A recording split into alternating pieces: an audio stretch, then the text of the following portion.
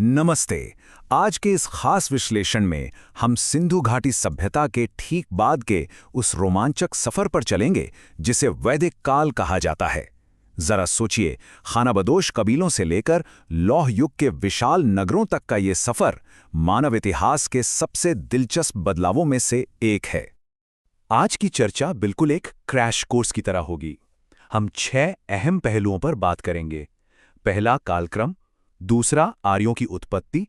तीसरा, वैदिक साहित्य। चौथा, सामाजिक बदलाव। पांचवां, कुछ जरूरी शब्द। और आखिर में एक क्विक प्रश्नोत्तर राउंड। तो चलिए भाग 1 से शुरुआत करते हैं। वैदिक टाइमलाइन। इतिहास को सही से समझने के लिए सबसे पहले खुद को समय की सही धारा में रखना बहुत जरूरी है। इतिहासकारों ने इस पूरे युग को 2 मुख्य हिस्सों में बांटा है, ऋग्वैदिक काल और उत्तर वैदिक काल। यह सफर 1500 ईसा पूर्व से शुरू होकर 600 ईसा पूर्व तक चलता है। इन 900 सालों में मानव बस्तियों में बहुत ही जबरदस्त क्रमिक विकास देखने को मिलता है। और इस दौर के खत्म होने का सबसे बड़ा टर्निंग पॉइंट था साल 600 ईसा पूर्व। यही वो समय था जब बड़े पैमाने पर लोहे की खोज ने पूरे भारतीय उपमहाद्वीप में एक क्रांति ला दी और दूसरे विशाल नगरीकरण यानी शहरीकरण की नींव रखी। अब आते हैं भाग 2 पर, आर्यों की उत्पत्ति। आखिर इस युग को बनाने वाले लोग थे कौन? ये एक ऐसा सवाल है जिस पर इतिहासकारों के बीच काफी दिलचस्प बहस होती है। बिना किसी पक्षपात के देखें तो 2 मुख्य सिद्धांत सामने आते हैं। पहला है विकासवादी सिद्धांत, जो मानता है कि आर्य यहीं के मूल निवासी थे और सिंधु घाटी सभ्यता के खत्म होने के बाद बस गंगा यमुना के दोआब की तरफ बढ़ गए। वहीं दूसरा है बहुचर्चित वितरणवादी सिद्धांत, जिसका कहना है कि आर्य मूल रूप से मध्य एशिया के थे और वहां से प्रवास करके यहां आए।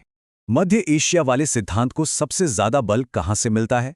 इसका जवाब है आधुनिक तुर्की और ईरान के प्राचीन अभिलेखों से।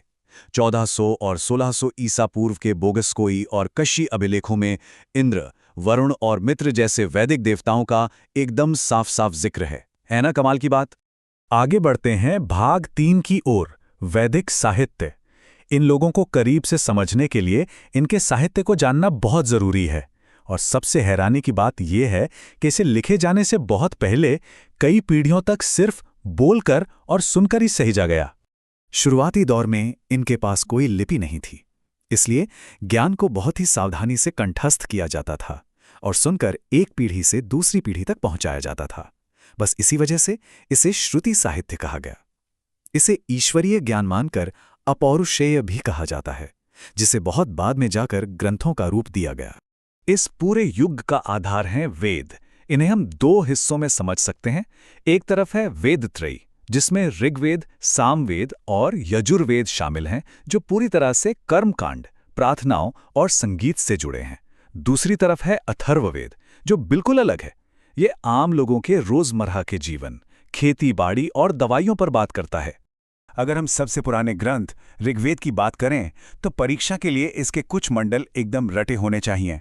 जैसे तीसरे मंडल में मशहूर गायत्री मंत्र हैं, चौथे में कृषि की बात है, 7वें मंडल में दशराज युद्ध का रोमांचक जिक्र है और 10वें मंडल में पहले बार वर्ण व्यवस्था सामने आती है।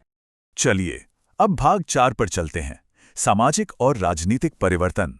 इन 900 सालों के लंबे सफर में समाज और राजनीति ने असल में कैसे काम किया और क्या-क्या बड़े बदलाव देखे। शुरुआती और उत्तर वैदिक काल के बीच का फर्क बिल्कुल साफ है। शुरुआत में सिंधु नदी के आसपास एक ऐसा कबीलाई समाज था जहां सब बराबर थे और उनका मुख्य काम पशुपालन था। लेकिन उत्तर वैदिक काल तक आते आते जैसे ही ये बस्तियां गंगा यमुना के मैदानों में बसीं, खेती शुरू हो गई और एक बेहद स्थिर लेकिन बटा हुआ समाज बन गया। नदियों ने ही इनकी पूरी अर्थव्यवस्था को आकार दिया। समाज के ढांचे में सबसे बड़ा उलटफेर वर्ण व्यवस्था को लेकर हुआ।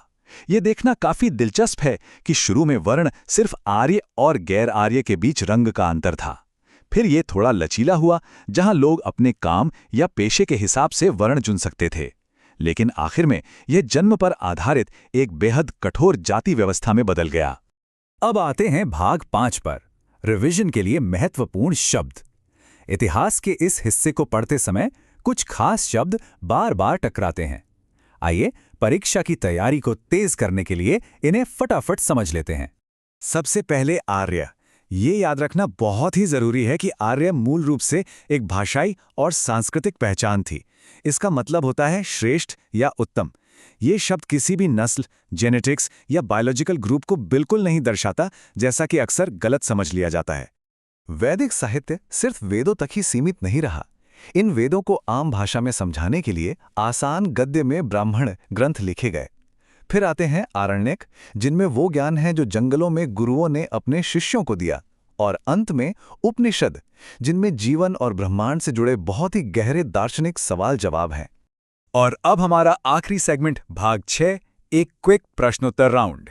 चलिए, आज के इस पूरे विश्लेषण से जो कुछ भी सीखा है उसे एक तेज सवाल जवाब राउंड से एकदम पक्का कर लेते हैं। पहला सवाल, और ये ऋग्वेद के 7वें मंडल की याददाश्त का एक टेस्ट है।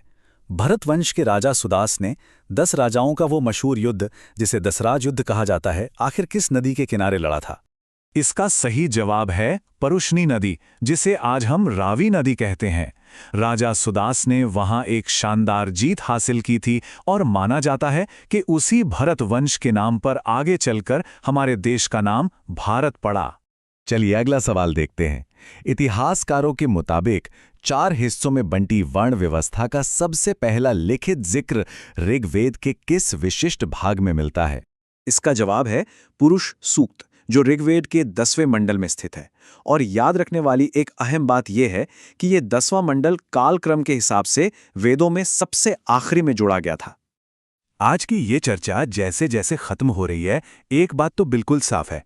भटकते हुए कबीलों से लेके बड़े और स्थिर साम्राज्यों तक का ये सफर दिखाता है कि इंसान खुद को हालात के मुताबिक ढालने में कितना माहिर है। इतिहास सिर्फ तारीखों का रट्टा मारना नहीं है, ये तो मानव विकास की एक निरंतर कहानी है। जाते जाते दिमागी कसरत के लिए एक विचारोत्तेजक सवाल छोड़ते हैं। 600 ईसा पूर्व में लोहे की खोज ने समाज का पूरा ढांचा ही पलट कर रख दिया था।